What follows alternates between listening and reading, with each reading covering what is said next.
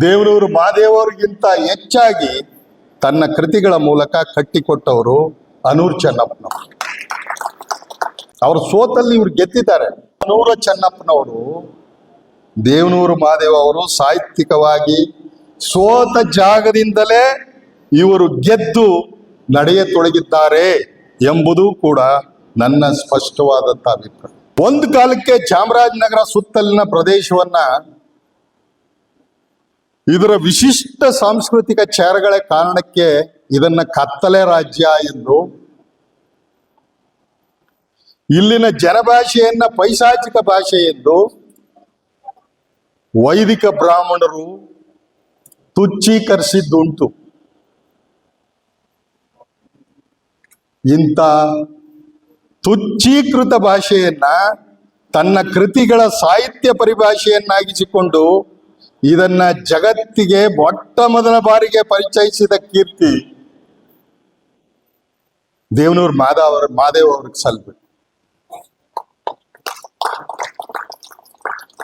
ಆದರೆ ಈ ಭಾಷೆಯ ನಿಜವಾದ ಲಯ ಲಾಲಿತ್ಯಗಳ ಮೂಲಕ ಈ ಕತ್ತಲ ರಾಜ್ಯದ ವಿಶಿಷ್ಟ ಸಾಂಸ್ಕೃತಿಕ ಶ್ರೀಮಂತಿಕೆಯನ್ನ ಮೊಟ್ಟ ಮೊದಲ ಬಾರಿಗೆ ಅತ್ಯಂತ ಯಶಸ್ವಿಯಾಗಿ ಸಮರ್ಥವಾಗಿ ದೇವನೂರು ಮಹಾದೇವರಿಗಿಂತ ಹೆಚ್ಚಾಗಿ ತನ್ನ ಕೃತಿಗಳ ಮೂಲಕ ಕಟ್ಟಿಕೊಟ್ಟವರು ಅನೂರು ಚೆನ್ನಪ್ಪನವರು. ಈ ಕಾರಣಕ್ಕೆ ಇವರು ವಿಶೇಷವಾಗಿ ಈ ಸಭೆಯ ಮೂಲಕ ಅಭಿನಂದನಾರ್ಹರಾಗಿದ್ದಾರೆ ಅಂತಾನೆ ನಾನು ತಿಳಿದಿದ್ದೆ. ಚಾಮರಾಜನಗರದಲ್ಲಿ ಅನೇಕ ಜನ ಇದ್ದಾರೆ. ಪ್ರಕಾಶ್ ರಾಜ್ ಮೇವು, ಮಂಜು ಕೋಡಿ ಉಗನೆ, ಇಂಥ ಅನೇಕ ಹೆಸರುಗಳನ್ನ ನಾವು ಹೇಳ್ಬೋದು. ಇವರೆಲ್ಲರೂ ಈ ದಿಕ್ಕಲ್ಲಿ ಶ್ರಮ ವಹಿಸಿದ್ದಾರೆ. ಅದು ಮುಂದೆ ಯಾವ ಸ್ವರೂಪಗಳನ್ನ ಪಡೆಯುತ್ತೋ ಅನ್ನೋದನ್ನ ನಾವು ಕಾದ್ ನೋಡ್ಬೇಕು ಅಷ್ಟೇ. ಆದ್ರೆ ಈಗ ಅನೂರು ಚೆನ್ನಪ್ಪನವರು ಅದರ ಮುಂಚೂಣಿಯಲ್ಲಿದ್ದಾರೆ, ನಮ್ಮೆಲ್ಲರ ಗೆಳೆಯರು ಅನ್ನೋಂಥದ್ದೇ ಬಹಳ ವಿಶೇಷವಾದಂಥ ವಿಷಯ ಅಂತ ನಾನು ತಿಳಿದಿದ್ದೆ. ಇವ್ರ ಭಾಷೆ ಹೆಂಗಿದೆ ಅಂತ ಹೇಳಿದ್ರೆ ನಾನು ಸುಮ್ಮನೆ ಯೋಚನೆ ಮಾಡಿ ಗುರುತು ಮಾಡ್ಕೊಂಡೆ. ಹೆಂಗೆ ಅಂದ್ರೆ, ವಂಶಿಯವರೇ ಕೇಳಿಸ್ಕೊಳ್ಳಿ, ಈಗ ತಾನೇ ಜಡಿದ ಬಿಸಿ ರಾಗಿ ಮುದ್ದೆ ಮೇಲೆ ಸಣ್ಣ ಬೆಣ್ಣೆ ಮುದ್ದೆ ಇಟ್ರೆ ಕರಗಿ ಅರಿವ ಪರಿಯಾಗಿ ಯಾವ ಅಡೆತಡೆ ಸಿಕ್ಕು ಸಿಲ್ವಾನುಗಳಿಲ್ಲದೆ ಗದ್ಯ ಪದ್ಯಗಳು ಮುಪ್ಪರಿಗೊಳ್ಳುತ್ತಾ ಓದುಗನೊಳಗೆ ತನ್ನದೇ ಭಾಷೆಯಾಗಿ ಲಾಲಿತ್ಯಗೊಳ್ಳುವ ಚೆನ್ನಪ್ಪನವರ ಭಾಷೆಯ ವೈಖರಿಯ ಪರಿ ಬಹಳ ವಿಶೇಷವಾದದ್ದು ಅಂತ ನನಗೆ ಅನಿಸುತ್ತೆ. ಬಹಳ ವಿಶೇಷವಾದದ್ದು. ಬಿಸಿ ಮುದ್ದೆ ಮೇಲೆ ಬೆಣ್ಣೆ ಮುದ್ದೆ ಇಟ್ಟಷ್ಟೇ ಬಹಳ ಸುಲಲಿತವಾದಂಥ ಭಾಷೆ. ದೇವನೂರು ಮಹಾದೇವ್ ಅವರ ಕೃತಿಯ ಬಗ್ಗೆ ಇಂಥ ಮಾತುಗಳನ್ನ ಆಡ್ಲಿಕ್ಕೆ ನಮ್ಗೆ ಯಾರಿಗೂ ಸಾಧ್ಯ ಇಲ್ಲ. ಇದು ಕೂಡ ಬಹಳ ಮುಖ್ಯವಾದಂಥ ವಿಷಯ ಅಂತ ನಾನು ತಿಳಿದಿದ್ದೇನೆ. ಆದ್ರೆ ಕನ್ನಡದ ದಲಿತ ಸಾಂಸ್ಕೃತಿಕ ಲೋಕದ ಮೊಟ್ಟ ಮೊದಲ ಗಟ್ಟಿ ಧ್ವನಿಯಾಗಿ ಹೊರಹೊಮ್ಮಿದ ದೇವನೂರು ಮಹಾದೇವರ ಕುಸುಮ ಬಾಲೆಯಂತ ಸಾಹಿತ್ಯ ಮಾದರಿಯ ಪ್ರಭಾವದಿಂದ ಬಿಡಿಸಿಕೊಂಡು ಬರೆಯುವುದು ಅಷ್ಟು ಸುಲಭದ ಮಾತಲ್ಲ. ಪೊನ್ನಾಚಿ ಅವರು ಅದನ್ನೇ ಕುರಿತು ಮಾತಾಡಿ. ಈ ಬಗ್ಗೆ ನನ್ನ ಅಭಿಪ್ರಾಯ ಏನು ಅಂದ್ರೆ, ದೇವನೂರು ಮಹಾದೇವ್ ಅವರು ವಿಶ್ಲೇಷಣಾತ್ಮಕವಾದಂತ ಜಿಗುಟು ದಾರಿಯನ್ನ ಹಿಡಿದು ದಲಿತರ ದೇಸಿ ಸಾಂಸ್ಕೃತಿಕತೆಗೆ ವಿಮುಖಗೊಂಡು ನಡೆದದ್ದರಿಂದಾಗಿ ಸಾಹಿತ್ಯಿಕವಾಗಿ ಅವರು ಸೋತು ಹೋದರು ಎಂಬುದು ನನ್ನ ಸ್ಪಷ್ಟವಾದಂಥ ಅಭಿಪ್ರಾಯ. ಇದು ಮಹಾನ್ ಟೀಕೆ ಅಂತ ನಮಗೆ ದೇವನೂರು ಮಹಾದೇವಿಗೆ ನಾವೆಲ್ಲರೂ ಆಪ್ತರೆ. ಆದರೆ ಇಂಥ ಸಭೆಗಳಲ್ಲೇ ನಾವು ಇನ್ನು ಸಾಹಿತ್ಯದ ಬಗ್ಗೆ ನಾವು ಇನ್ನೇನು ಮಾತಾಡ್ತೀವಿ? ಅವ್ರು ಸೋತು ಹೋದ್ರು ದೇವನೂರು ಮಹಾದೇವ್. ಯಾಕೆ ಅಂತ ಹೇಳಿದ್ರೆ, ಸಾಂಸ್ಕೃತಿಕ ಪರಿಭಾಷೆಗೆ ಅವರು ವಿಮುಖಗೊಂಡ ಕಾರಣಕ್ಕೋಸ್ಕರವಾಗಿ ಅವರು ಸೋತರು. ಈ ಕಾರಣದಿಂದಾಗಿ ಅವರು 1984 ಕುಸುಮ ಬಾಲೆಯ ನಂತರ ಸೃಜನಶೀಲವಾದದ್ದೇನನ್ನೂ ಬರೆಯಲಾಗಿಲ್ಲ ಕೂಡ. ನಾವು ಬಹಳ ಪ್ರೀತಿಯಿಂದ ದೇವನೂರು ಮಹಾದೇವರ ಬಗ್ಗೆ ಈ ಟೀಕೆಯನ್ನ ಮಾಡಲೇಬೇಕಾಗಿ. ಆದರೆ ದಲಿತರ ದೇಶಿ ಸಾಂಸ್ಕೃತಿಕ ಶ್ರೀಮಂತಿಕೆಯ ಮುಕ್ತ ವಿವರಣಾತ್ಮಕ ದಾರಿಯನ್ನಿಡಿದ ಅನೂರ ಚೆನ್ನಪ್ಪನವರು ದೇವನೂರು ಮಹಾದೇವ ಅವರು ಸಾಹಿತ್ಯಿಕವಾಗಿ ಸೋತ ಜಾಗದಿಂದಲೇ ಇವರು ಗೆದ್ದು ನಡೆಯತೊಡಗಿದ್ದಾರೆ ಎಂಬುದು ಕೂಡ ನನ್ನ ಸ್ಪಷ್ಟವಾದಂಥ ಅಭಿಪ್ರಾಯ. ಅವರು ಸೋತಲ್ಲಿ ಇವ್ರು ಗೆದ್ದಿದ್ದಾರೆ. ಅದರ ಅರ್ಥ ದೇವನೂರು ಮಹಾದೇವರಿಗೆ ಸಾಮರ್ಥ್ಯ ಇಲ್ಲ ಅಂತಲ್ಲ, ಅವರು ಸಾಂಸ್ಕೃತಿಕ ಪರಿಭಾಷೆಗೆ ವಿಮುಖಗೊಂಡಿದ್ದಾರೆ, ಆ ಕಾರಣಕ್ಕೋಸ್ಕರ ಸೋತಿದ್ದಾರೆ. ಅನೂರ್ ಚೆನ್ನಪ್ಪನವರು ಗೆದ್ದಿದ್ದಾರೆ. ಯಾಕೆ ಅಂತ ಹೇಳಿದ್ರೆ ಅವರು ಸಾಂಸ್ಕೃತಿಕ ಪರಿಭಾಷೆಯಲ್ಲಿ ಮುಳುಗಿ ತೇಲಿದ್ದಾರೆ, ಆ ಕಾರಣಕ್ಕೋಸ್ಕರ ಇವರು ಗೆಲ್ತಾ ಇದ್ದಾರೆ. ಈ ಬಗ್ಗೆ ನಾವು ಬಹಳ ಗಂಭೀರವಾದಂತ ಒಂದು ವಿಷಯ ಇದೆ. ಅನೇಕ ಜನರು ಮಾತಾಡೋರೆಲ್ಲರೂ ಅದರ ಬಗ್ಗೆ ಪ್ರಸ್ತಾಪ ಮಾಡಿದ್ದಾರೆ.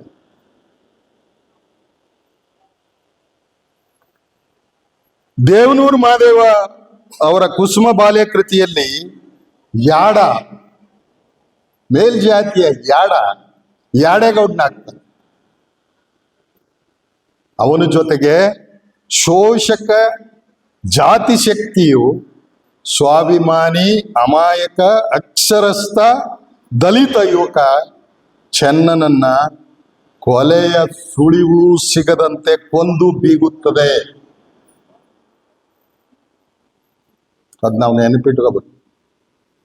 ಅದೇ ರೀತಿ ಅನೂರ್ ಚೆನ್ನಪ್ಪರ ಕಬ್ಬಿಣದ ಕುದುರೆಗಳು ಕೃತಿಯಲ್ಲೂ ಕೂಡ ದಗ, ಮೋಸ ಮತ್ತು ದಲಿತರ ಬೆವರಿಂದಲೇ ಭೂಮಿ ಎಂಬ ಕಾಮಧೇನುವಿನ ಒಡೆಯನಾಗ್ತಾನ. ಯಾರು? ಮೇಲ್ಜಾತಿ ಸೀನಪ್ಪ. ಕಾಮಧೇನು ಅನ್ನುವಂಥದ್ದು ಅಸೂಯೆ ಆಗ್ಬೇಕಾಗಿಲ್ಲ. ಭೂಮಿ ಕಾಮಧೇನುವಿನ ಪ್ರತೀಕ. ಅದಕ್ಕೋಸ್ಕರನೇ ಭೂಮಿಯನ್ನೇ ಕಾಮಧೇನು ಅಂತ ಕರೆದದ್ದು. ಆ ಭೂಮಿ ಮತ್ತೆ ಆ ಹಸು ಕೂಡಿದ್ರೇನೆ ಅದು ಕಾಮಧೇನು ಆಗುವಂಥದ್ದು. ಅಂತ ಸೀನಪ್ಪ ಕೂಡ ದಲಿತ ಯುವ ಹಾಡುಗಾರ, ಜನಾನುರಾಗಿ ಮಾದೇಶನನ್ನ ಕೊಲೆಯ ಸುಳಿವು ಸಿಗದಂತೆ ಕೊಂದು ಬೀಗುತ್ತಾನೆ. ಚೆನ್ನ ಮಾದೇಶರಿಬ್ಬರೂ ತಮ್ಮ ಜಾತಿ ಮೀರುವ ಯುವ ಅದಮ್ಯ ಪ್ರೀತಿಯ ಹಂಬಲದಿಂದಾಗಿಯೇ ಕೊಲೆಗೀಡಾದವರು ಎಂಬುದನ್ನ ನಾವು ಎಂದೆಂದೂ ಮರೆಯಬಾರದು. ಜಾತಿಯನ್ನು ದಾಟುವ ಹಂಬಲದಿಂದಲೇ ಅವರು ಕೊಲೆಗೀಡಾಗ್ತಾ ಹೋಗ್ತಾರೆ. ಜಾತಿ ಮೀರುವ ಹಂಬಲದ ಇಂತಹ ಅಮಾಯಕ ದಲಿತ ಯುವ ಜೀವಗಳು ಜಾತ್ಯಾಂಧ ಭಾರತದಲ್ಲಿ ಪ್ರತಿನಿತ್ಯ ಅದೆಷ್ಟು ಸಂಖ್ಯೆಯಲ್ಲಿ ಕೊಲೆಗೀಡಾಗುತ್ತಿದ್ದಾವೋ ಊಹಿಸಿಕೊಂಡರೇನೆ ಪ್ರಜ್ಞೆ ತಪ್ಪುವಂತಾಗುತ್ತದೆ. ಈ ಸಭೆ ನಡೀತಾ ಇರುವಾಗಲೇನೆ ಆ ಥರದವುಗಳು ನಡೀತಾ ಇರ್ಬೋದು. ಇಡೀ ದೇಶದಲ್ಲಿ ಎಷ್ಟು ಸಂಖ್ಯೆಯಲ್ಲಿ ಚೆನ್ನ ಮಾದೇಶರಂತಿಯವರು ಪ್ರಾಣ ಬಿಡ್ತಾ ಇದ್ದಾರೆ. ಅದು ನಮ್ಮ ಮುಖ್ಯ ಕಾಳಜಿ ಆಗಬೇಕಾಗಿದೆ. ಇಂಥ ದಲಿತರ ಘನಗಂಭೀರ ಜೀವನ್ಮರಣದ ವಿಷಯ ಸಹಜವಾಗಿಯೇ ದಲಿತ ಸಾಹಿತ್ಯ ಕೃತಿಗಳ ವಸ್ತು ವಿಷಯಗಳಾಗಿ ಬಿಡುವುದರಿಂದ ಅಂಥ ಸಾಹಿತ್ಯ ಕೃತಿಗಳ ಯಶಸ್ಸು ಅಸಹಾಯಕ ದಲಿತ ಸಮುದಾಯದ ಯಶಸ್ಸು ಕೂಡ ಆಗಿಬಿಡುವುದರಿಂದ ಇದು ದಲಿತ ಸಾಹಿತ್ಯ ಚರ್ಚೆಯ ಕೇಂದ್ರ ವಿಷಯವಾಗಬೇಕಾಗಿದೆ ಅನ್ನುವಂಥದ್ದು ನನ್ನ ಅಭಿಪ್ರಾಯ. ಅನೂರ್ ಚೆನ್ನಪ್ಪನವ್ರಿಗೆ 50 ವರ್ಷ ಆಯ್ತಾ ಇರೋಂಥ ಸಂದರ್ಭದಲ್ಲಿ ದಲಿತ ಚಳವಳಿ, ದಲಿತ ಸಾಹಿತ್ಯಕ್ಕೂ ಕೂಡ 50 ವರ್ಷ ತುಂಬಿದೆ. ಆ ದಲಿತ ಚಳವಳಿ ಸಮಾನತೆಯನ್ನ ಪ್ರತಿಪಾದಿಸಿದಂತ DSS ಚಳವಳಿ, ಅದಕ್ಕೂ 50 ವರ್ಷ ತುಂಬಿದೆ. ಆದರೆ ನಾವು ಗಮನಿಸಬೇಕಾಗಿರೋಂಥದ್ದು ಅಸಮಾನತೆಯನ್ನ ಪ್ರತಿಪಾದಿಸುವಂತ RSS ಸಂಸ್ಥೆಗೂ ಕೂಡ 100 ವರ್ಷ ತುಂಬಿದೆ. ಅದ್ ನಾವು ನೆನಪಿಟ್ಕೋಬೇಕು. ನಮ್ಗೆ 50 ವರ್ಷ ತುಂಬಿರುವಾಗ ದಲಿತ ಚಳವಳಿಯನ್ನ ನಾವು ಕೂತ್ ಮಾತಾಡ್ಕೋಬಹುದು, ಚರ್ಚೆ ಮಾಡ್ಬೋದು, ಗಲಾಟೆ ಮಾಡ್ಕೋಬಹುದು, ಹೊಡೆದಾಡ್ಕೋಬಹುದು. ಅದು ವಿಫಲ ಆಯ್ತು, ದಲಿತ ಚಳವಳಿ ಸಾಹಿತ್ಯ ಅಂತ ಏನ್ ಬೇಕಾದ್ರೂ ಮಾತಾಡ್ಕೋಬಹುದು. ಆದರೆ ನಿಮ್ಮ ಕಿತ್ತಾಟವನ್ನ ಕಳೆದ 100 ವರ್ಷಗಳಿಂದ ಸತತವಾಗಿ ಗಮನಿಸ್ತಾ ಇರುವಂತ, ಅಸಮಾನತೆಯನ್ನೇ ತನ್ನ ಧ್ಯೇಯವನ್ನಾಗಿ ಹೊಂದಿರುವಂತ RSS ನಮ್ಮನ್ನ ಗಮನಿಸ್ತಾ ಇದೆ. ಹಾಗಾಗಿ ಈ ಕಾಲಘಟ್ಟ ಇದೆಯಲ್ಲ, ಸಮಾನತೆಯನ್ನ ಪ್ರತಿಪಾದಿಸುವಂತ ದಲಿತ ಚಳವಳಿ, ದಲಿತ ಸಾಹಿತ್ಯಕ್ಕೆ 50 ವರ್ಷ, ಅಸಮಾನತೆಯನ್ನ ಪ್ರತಿಪಾದಿಸುವಂತ RSSಗೆ 100 ವರ್ಷ. ಅದು ಇಷ್ಟರಲ್ಲೇ ಇಡೀ ದೇಶವನ್ನ, ಕರ್ನಾಟಕದಲ್ಲೇನೋ ಅಪ್ಪಿತಪ್ಪಿ ಕಾಂಗ್ರೆಸ್ ಸರ್ಕಾರ ಇದೆ, ಇವರ ಜಗಳದ ನಡುವೆ ಅದು ಉಳಿಯುತ್ತೋ ಇಲ್ವೋ ಗೊತ್ತಿಲ್ಲ. ಇಲ್ಲೂ ಕೂಡ ನಾವು ಈ ರೀತಿ ಮಾತಾಡ್ಲಿಕ್ಕೆ ಸಾಧ್ಯವಾಗದೇ ಇರುವಂತ ಕಾಲಘಟ್ಟ ಬಂದರೂ ಕೂಡ ಆಶ್ಚರ್ಯ ಇಲ್ಲ. ಆದ್ರಿಂದನೇ ಇದು ಅನೂರ್ ಚೆನ್ನಪ್ಪನವರಿಗೆ ಗೌರವ ಸಲ್ಲಿಸ್ತಾ ಇರುವಂತ ಈ ಕಾರ್ಯಕ್ರಮ ಬಹಳ ಚಾರಿತ್ರಿಕವಾದ ಕಾಲಘಟ್ಟದಲ್ಲಿ ನಡೀತಾ ಇರುವಂತ ಒಂದು ವಿಶಿಷ್ಟವಾದಂತ ಕಾರ್ಯಕ್ರಮ ಅಂತ ನಾನು ತಿಳಿದಿದ್ದೆ. ಇವರೆಲ್ಲರ ಮಾತುಗಳನ್ನ ನಾನು ಕ್ರೋಢೀಕರಿಸಿ ಕೆಲವು ಮುಖ್ಯವಾದಂತ, ಕ್ರೋಢೀಕೃತವಾದಂತ, ತಾತ್ವಿಕವಾದ ಮಾತುಗಳನ್ನ ಮಾತ್ರ ನಿಮ್ಮ ಮುಂದೆ ನಾನು ಮಂಡಿಸ್ಲಿಕ್ಕೆ ಇಚ್ಛೆ ಪಡ್ತೇನೆ. ಈ ಹಿನ್ನೆಲೆಯಲ್ಲೇನೆ ಅಸ್ಪೃಶ್ಯ ದಲಿತರ ದೇಶಿ ಸಾಂಸ್ಕೃತಿಕ ಶ್ರೀಮಂತಿಕೆ ಪರಿಭಾಷೆಯಲ್ಲಿ ಬರಹಗಾರನೊಬ್ಬ ತನ್ನನ್ನು ತಾನು ತೆತ್ತುಕೊಳ್ಳುವಿಕೆ ಅಥವಾ ಇದರಿಂದ ವಿಮುಖಗೊಳ್ಳುವಿಕೆ ಗಂಭೀರ ಸಾಹಿತ್ಯ ಚರ್ಚೆಗೆ ಒಳಗೊಳ್ಳಬೇಕಾಗಿದೆ. ಬಹಳ ಗಂಭೀರವಾದಂತ ವಿಷಯ ಇದು. ಈ ಬಗ್ಗೆ ಬಹಳ ಘನವಾದಂತ ಚರ್ಚೆ ನಡಿಬೇಕು. ನಡೀತಾನೆ ಇಲ್ಲ, ಏನೂ ನಡೀತಾ ಇಲ್ಲ. ಇಡೀ ರಾಜ್ಯದಲ್ಲಿ ನಡೀತಾ ಇಲ್ಲ, ಯಾವ ಪ್ರಜ್ಞಾವಂತರ ನಡುವೆ ನಡೀತಾ ಇಲ್ಲ. ಯಾಕೆ ಅಂದ್ರೆ ದೇವನೂರು ಮಹಾದೇವ್ ಅವರೇ ಒಂದ್ ಕಡೆ ಹೇಳ್ತಾರೆ, ಅವರ ಕೃತಿಗಳನ್ನ ಕುರಿತಂತೆ ಅವರು ಬರೆದಿರೋದು ಅಂತ ಒಂದು ಕಥಾ ಸಂಕಲನ, ಇನ್ನೊಂದು ಕುಸುಮ ಬಾಲೆ, ಇನ್ನೊಂದು ಒಡಲಾಳ್. ಅವರನ್ನೇ ಕೆಲವು ಪ್ರಶ್ನೆ ಮಾಡಿದಾಗ, ನಾನು ಸಾಹಿತ್ಯ ಸಾಮರ್ಥ್ಯದಲ್ಲಿ ಕೇವಲ ಒಂದು ಹಸ್ತದಲ್ಲಿ ಒಂದು ಕಿರುಬೆರಳನ್ನ ಮಾತ್ರ ನಾನು ತೋರಿಸಿದ್ದೇನೆ, ಇದಕ್ಕೆ ಇಡೀ ಸಮಾಜ ಇಷ್ಟು ಸ್ಪಂದಿಸ್ತಾ ಇದೆ, ಪ್ರತಿಕ್ರಿಯಿಸ್ತಾ ಇದೆ, ತಲ್ಲಣಗೊಂಡಿದೆ ಅಂದ್ರೆ ನನ್ನ ದಲಿತರ ಒಳಗಡೆ ಇರುವಂತ ದಲಿತ ಸಾಹಿತ್ಯ ಸಾಂಸ್ಕೃತಿಕ ಸಾಮರ್ಥ್ಯವನ್ನ ಪೂರ್ಣ ಪ್ರಮಾಣದಲ್ಲಿ ಬಳಸಿದರೆ ಏನೆಲ್ಲ ಆಗ್ಬೋದು. ಆ ದಿಕ್ಕಲ್ಲಿ ನಾವು ಗಂಭೀರವಾಗಿ ಯೋಚನೆ ಮಾಡಿದೀವ ಅನ್ನುವಂಥದ್ದೇ ಬಹಳ ಮುಖ್ಯವಾದಂಥ ವಿಷಯ ಅಂತ ನಾನು ತಿಳಿದಿದ್ದೇನೆ. ಇಂಥ ಭಾರತೀಯ ದೇಶಿ ಸಾಂಸ್ಕೃತಿಕ ಶ್ರೀಮಂತಿಕೆ ಪರಿಭಾಷೆಯ ವಿಮುಖತೆ ಮೊದಲಿಗೆ ಪಾಶ್ಚಿಮಾತ್ಯ ವೈಚಾರಿಕತೆ ಮೂಲಕ ಕನ್ನಡಕ್ಕೆ ಕಾಲಿಟ್ಟಿತು ಎಂದು ಕಾಣುತ್ತೆ. ಸಾಂಸ್ಕೃತಿಕ ಪರಿಭಾಷೆಯ ವಿಮುಖತೆ ಇದ್ರ ಮೂಲಕ ಅಂದ್ರೆ ಪಾಶ್ಚಿಮಾತ್ಯ ವೈಚಾರಿಕತೆಯ ಮೂಲಕ ಕನ್ನಡಕ್ಕೆ ಕಾಲಿಟ್ಟಿತು ಅನ್ನೋದು ನಮಗೆಲ್ರಿಗೂ ಗೊತ್ತಿರೋ ಅಂತ ವಿಷಯ. ಪ್ರಗತಿಪರ ವೈಚಾರಿಕ ಲೇಖಕರಾದಂಥ UR ಅನಂತಮೂರ್ತಿ ಎಂತವರ ಸಂಸ್ಕಾರದಂತ ಕೃತಿಗಳ ಮೂಲಕ ಇದು ಪ್ರಬಲವಾಗಿ ಪ್ರತಿಪಾದಿಸಲ್ಪಟ್ಟು ನಂತರ ದಲಿತ ಸಾಹಿತ್ಯ ಲೋಕವನ್ನೂ ಇದು ಸುಲಭವಾಗಿ ಪ್ರವೇಶಿಸಿಬಿಟ್ಟಿತು.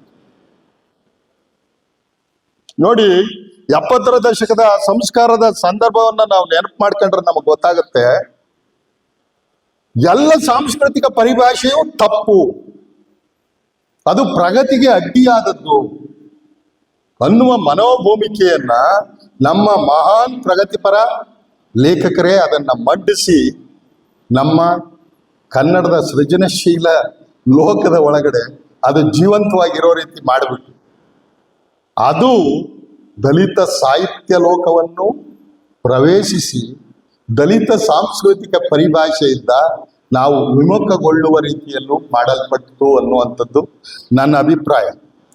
ಈ ಕಾರಣಕ್ಕಾಗಿಯೇ ತೀವ್ರ ಭಾರತೀಯ ಸಾಂಸ್ಕೃತಿಕ ಚಿಂತಕರಾದ ಕುವೆಂಪು ಅವರ ಸಾಂಸ್ಕೃತಿಕ ಚಿಂತನೆಗಳು ದಲಿತ ಬರಹಗಾರರು, ಚಳವಳಿಗಾರರಿಗೆ ರುಚಿಸದೆ ಓದದ್ದು ದುರಂತವೇ ಸರಿ. ರುಚಿಸಲಿಲ್ಲ ಈ ಕಾರಣಕ್ಕೋಸ್ಕರನೇ. ಯಾಕೆಂದ್ರೆ ಅನಂತಮೂರ್ತಿ ಅವರು ಇಷ್ಟು ಚೆನ್ನಾಗಿ ಮಾತಾಡ್ತಾ ಇದ್ದಾರೆ. ಕುವೆಂಪು ಅವರು, ಅದು ಯಾರೋ ಗೌಡರು, ಅವರು ಸಂಸ್ಕೃತಿಯ ಬಗ್ಗೆ ನಮಗೆ ಮೂಢನಂಬಿಕೆಯನ್ನು ಹೇಳ್ತಾ ಇದ್ದಾರೆ ಅಂತಾನೆ ನಮ್ಮ ದಲಿತ ಚಳವಳಿಗಾರರು, ಸಾಹಿತಿಗಳು ತಿಳಿದದ್ದು ಮಹಾ ದುರಂತನೇ ಸರಿ ಅಂತ ನಾನು ತಿಳಿದಿದ್ದೆ. ಇದರಿಂದಾಗಿಯೇ 1970 ಮತ್ತು 80ರ ದಶಕಗಳಲ್ಲಿ ದಲಿತರ ಮಹಾನ್ ಸಾಮಾಜಿಕ ಅಭಿವ್ಯಕ್ತಿಯ ಪ್ರತೀಕದಂತೆ ಇದ್ದ ಕರ್ನಾಟಕದ ದಲಿತ ಚಳವಳಿ ಈಗ ಇನ್ನಿಲ್ಲವಾಗಿ ಲಕ್ಷಾಂತರ ಯುವ ದಲಿತರು ಅನಾಥಗೊಳ್ತಾ ಇದ್ದಾರೆ. ಲಕ್ಷಾಂತರ ಯುವ ದಲಿತರು. ಚಾಮರಾಜನಗರದಲ್ಲೇ ನನಗೆ ಗೊತ್ತಿರೋ ಹಾಗೆ ಅಂಶಿ ಅವರೇ 250 ಜನ ಅಸ್ಪೃಶ್ಯ ಯುವ ದಲಿತರು PhD ಮಾಡ್ಕೊಂಡಿದ್ದಾರೆ. ಒಬ್ರಿಗೂ ಕೂಡ ಕೆಲಸ ಸಿಕ್ಕಿಲ್ಲ, ಸಿಗೋದು ಇಲ್ಲ. ಇವ್ರ ಕತೆ ಏನಾಗ್ಬೇಡ, ಇವರ ಅಭಿಲಾಷೆಗಳನ್ನಾದರೂ ಪ್ರತಿಬಿಂಬಿಸುವಂತ ಕೆಲಸವನ್ನ ದಲಿತ ಚಳವಳಿ, ದಲಿತ ಸಾಹಿತ್ಯ ಮಾಡಲಿಕ್ಕೆ ಸಾಧ್ಯ ಇದೆಯಾ, ಮಾಡಿದ್ಯಾ ಅನ್ನೋದನ್ನ ಕೂಡ ನಾವು ಗಂಭೀರವಾಗಿ ಯೋಚಿಸಬೇಕಾಗಿದೆ ಅಂತ ನಾನು ವಿನಂತಿ ಮಾಡ್ತೇನೆ. ವಾಸ್ತವವಾಗಿ ಅಸ್ಪೃಶ್ಯ ದಲಿತರಿಗೆ ಬದುಕು, ಸಾಹಿತ್ಯ, ಸಂಸ್ಕೃತಿ ಇವು ಯಾವ ಪ್ರತ್ಯೇಕಗಳಲ್ಲ, ಅವೆಲ್ಲ ಒಂದೇ. ಇವರಿಗೆ ಮಾತೆಂಬುದು ಜ್ಯೋತಿರ್ಲಿಂಗ.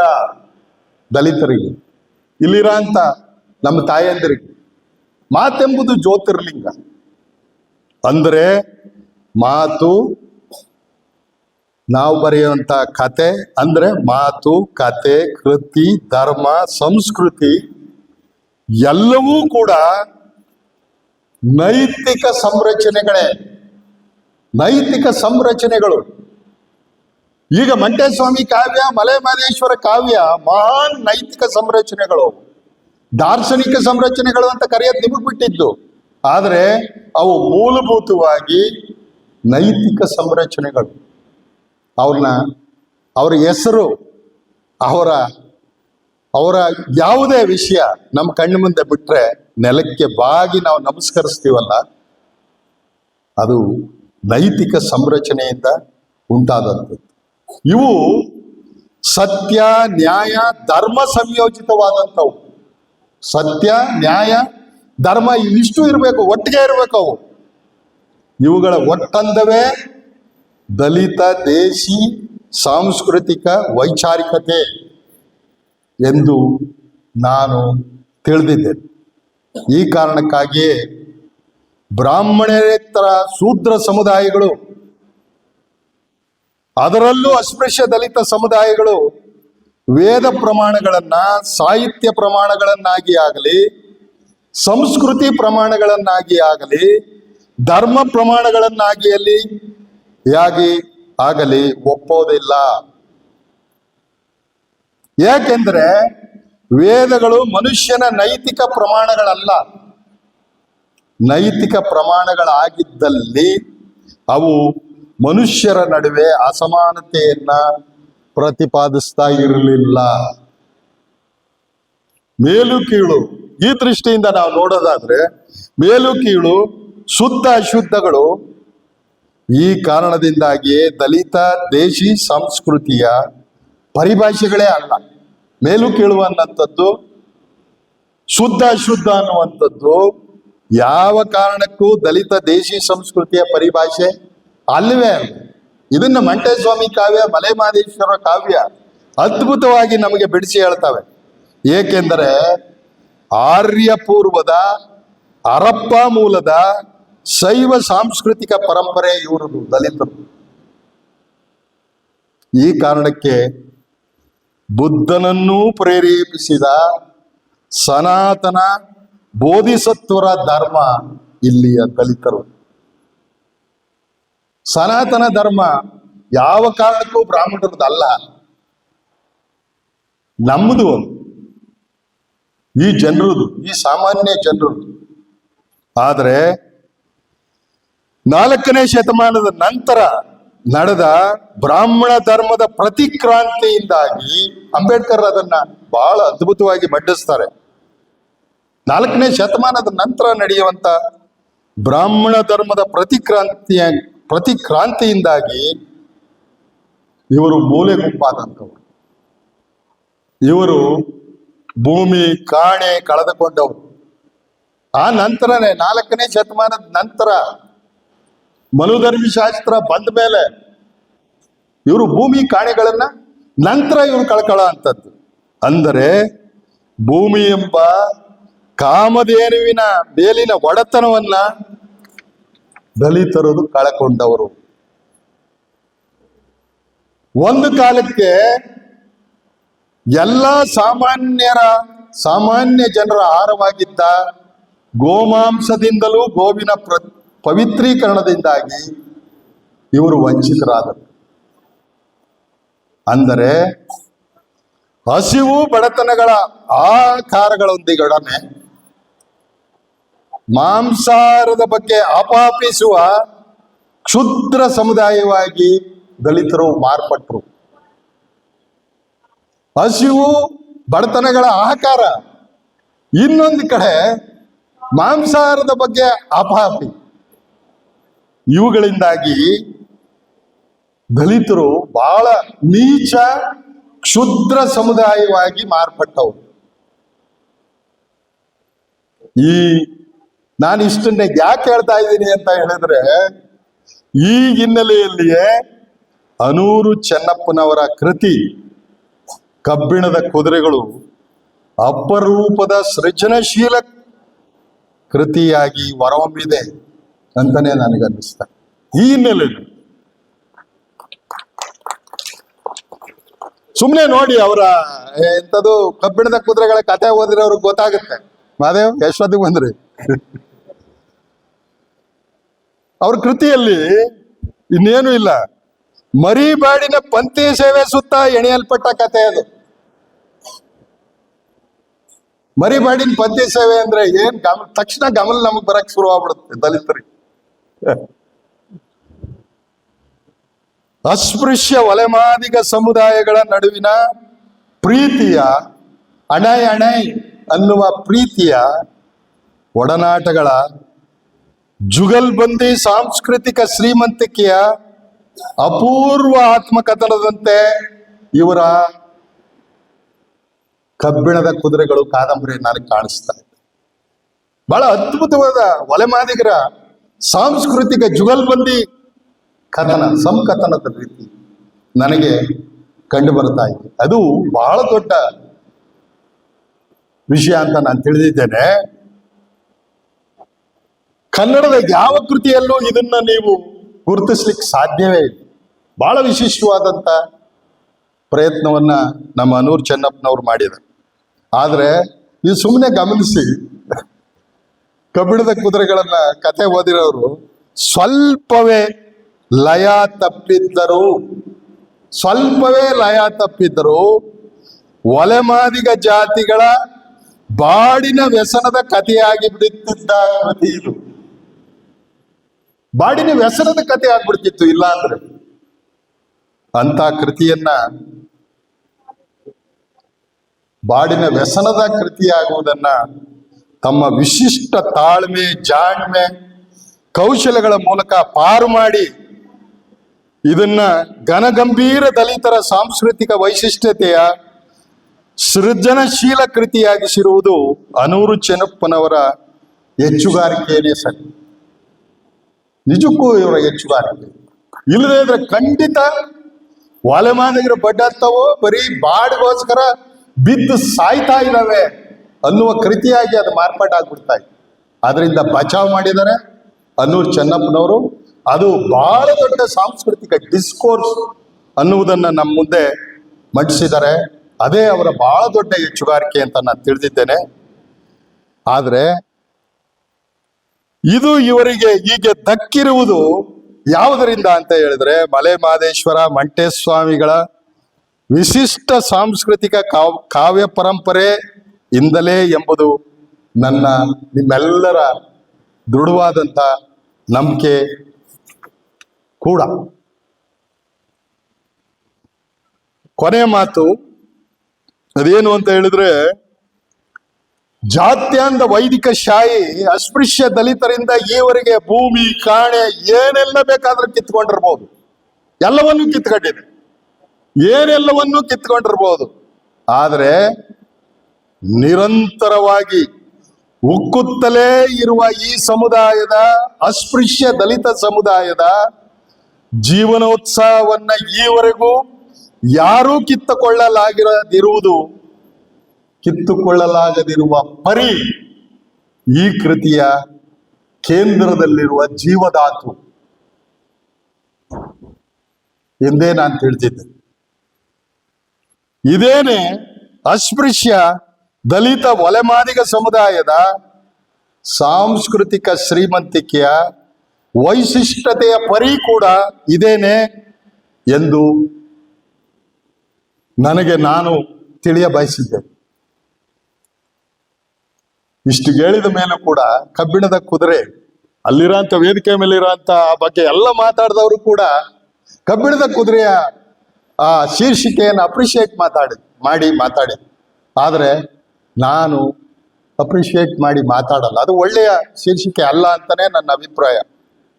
ಯಾಕೆ ಅಂತ ಹೇಳಿದ್ರೆ, ದಲಿತ ಸಾಂಸ್ಕೃತಿಕ ಶ್ರೀಮಂತಿಕೆಯ ಆ ಭಾರವನ್ನ ಅದು ಆ ಶೀರ್ಷಿಕೆ ತಡಿಲಾರ. ಅಷ್ಟೇ ಅಲ್ಲ, ಕಬ್ಬಿಣದ ಕುದುರೆಯ ಛಲಗಾತಿ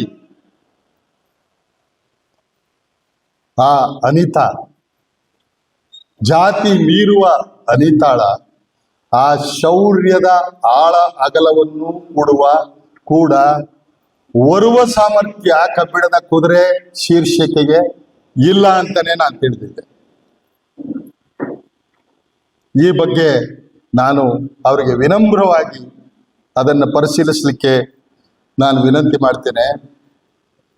ಚೆನ್ನಪ್ಪನವ್ರಿಗೆ 50 ಆಗಿದೆ, ಇನ್ನು ಇಷ್ಟು ಸಮಯದಲ್ಲಿ ಇಂಥ ಕೃತಿಗಳನ್ನು ಕೊಟ್ಟು ಚರ್ಚೆಗೆ ನಮ್ಮನ್ನ ತೊಡಗಿಸಿದ್ದಾರೆ. ಇನ್ನು ಅಗಾಧವಾದಂತ ಸಮಯ ಇದೆ. ಚೆನ್ನಪ್ಪ, ಗೋ ಹೆಡ್. ನಮಗೆ ಇದುವರೆಗೆ ಅನೇಕ ಗೊಂದಲಗಳಿತ್ತು. ನಾವಿಲ್ಲಿರೋ ಅಂತ ಎಲ್ಲ ದಲಿತ ಬರಹಗಾರರಿಗೆ, ವಿಮರ್ಶಕರಿಗೆ, ಕವಿಗಳಿಗೆ ಅನೇಕ ಗೊಂದಲಗಳಿದ್ರು. ಈಗ ಸಾಂಸ್ಕೃತಿಕ ಗೊಂದಲ ನಮ್ಮ ಒಳಗಡೆ ಉಳಿದಿಲ್ಲ. ನಿಮ್ಮ ದಾರಿ ಅದ್ಭುತವಾದ ದಾರಿ, ಅದು ಮಲೆ ಮಹದೇಶ್ವರ ಮಂಟೇಸ್ವಾಮಿ ಅವರು ತೋರಿದ ದಾರಿ.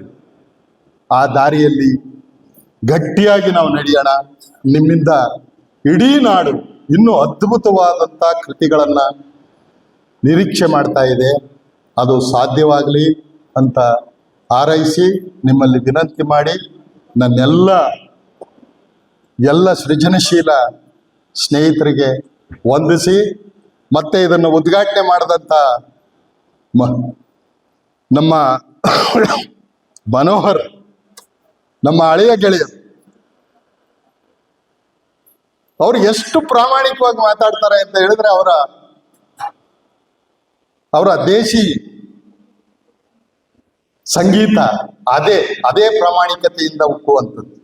ಅಂತ ಮಹಾನ್ ದೊಡ್ಡ ನಾಡಿನ ಸಂಗೀತಗಾರರು ಈ ನಿಮ್ಮ ಒಂದು ದಿನದ ಈ ಅಭಿನಂದನಾ ವಿಚಾರ ಸಂಕಿರಣವನ್ನ ಉದ್ಘಾಟನೆ ಮಾಡಿದ್ದಾರೆ. ಈ ನಂತರ ಕಾವ್ಯಗೋಷ್ಠಿ ನಡೆಸಲಿಕ್ಕೆ ನಮ್ಮ ಎಲ್ಲ ಕವಿಗಳು ಬಂದು ಕೂತಿದ್ದಾರೆ. ನಿಮ್ಗೆಲ್ರಿಗೂ ಈ ಸಾಂಸ್ಕೃತಿಕ ಹೊಸ ಬೆಳಕು ನಮ್ಮೆಲ್ಲರನ್ನು ಆವರಿಸ್ಕೊಳ್ಳಿ ಅಂತ ಮತ್ತೆ ವಿನಂತಿ ಮಾಡ್ತಾ, ಅನೂರ್ ಚೆನ್ನಪ್ಪನವರಿಗೆ ವಿಶೇಷವಾಗಿ ಅಭಿನಂದಿಸ್ತಾ ನನ್ನ ಮಾತುಗಳನ್ನ ಮುಗಿಸ್ತೇನೆ. ನಮಸ್ಕಾರ.